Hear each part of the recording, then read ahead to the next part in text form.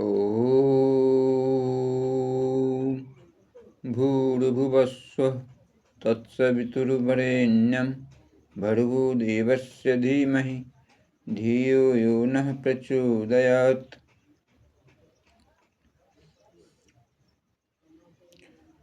सर्वत्र अपना ही प्राण बिखरा पड़ा है। जब हम आत्मवादी बनते हैं तो स्वभावतः भौतिकवाद को केवल उतना ही महत्व देना चाहिए जितना कि वह अनिवार्यतः आवश्यक है। शरीर की क्षुधाएं बुझाने के लिए भोजन के हित जो हम कमाते हैं वह उतना ही अनिवार्य होना चाहिए जितनी आवश्यक है।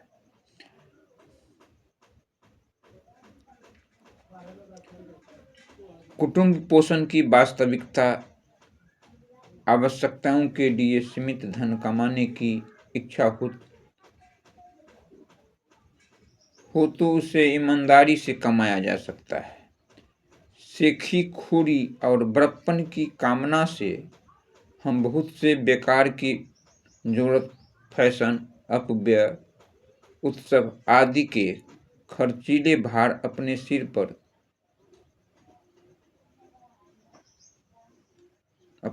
पर रख लेते हैं, ओढ़ लेते हैं। वजन को बढ़ाते चलना और उसको उठाने के लिए धर्म और जीवन को बलिदान करते चलना आज की यही जीवनचर्या बन गई है। यानी धार्मिक और आध्यात्मिक मतलब से कोई मान्य मतलब नहीं है। जीवन का प्रमुख धंधा बन गया है भौतिकतावादी जीवन।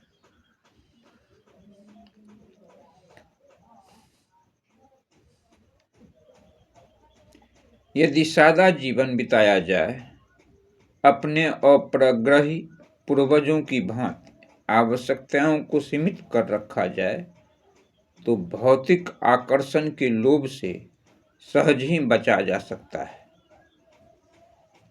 तब आत्म कल्याण के लिए कुछ सोचने और करने का मौका मिलता है, अवकाश मिलता है। इसीलिए आवश्यकताओं को अपने जीवन में जितना कम हो सके उतना ही कम करना चाहिए और चकाचौंध और दिखावा के लिए मन जो रत रहता है वह परेशानी का कारण बनता है।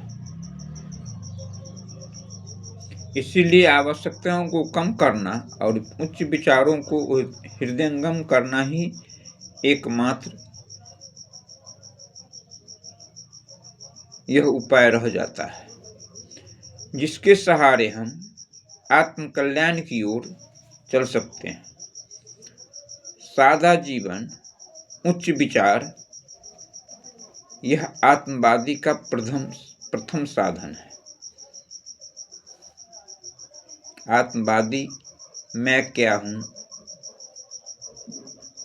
मेरा आत्मा का उत्थान कैसे होगा, आत्मोत्कर्ष कैसे होगा, इसके विषय में मनुष्य नहीं जानते हैं और सब कुछ इस धन संपत्ति को ही समझ पाते हैं। धन संपत्ति आवश्यक है, लेकिन इतना न रत हो जाए जो सब कुछ भूल जाए। इस साधना को अपनाए बिना कोई भी व्यक्ति आत्म कल्याण की ओर अग्रसर नहीं हो सकता।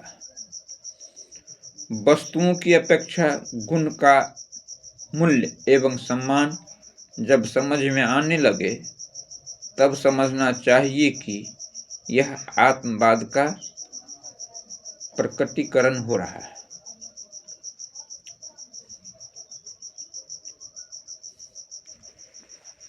अभी भौतिकता के जीवन में चकाचौंध, दिखावा इतना बढ़ गया है कि लोग वास्तविक सुख से वंचित रह गए।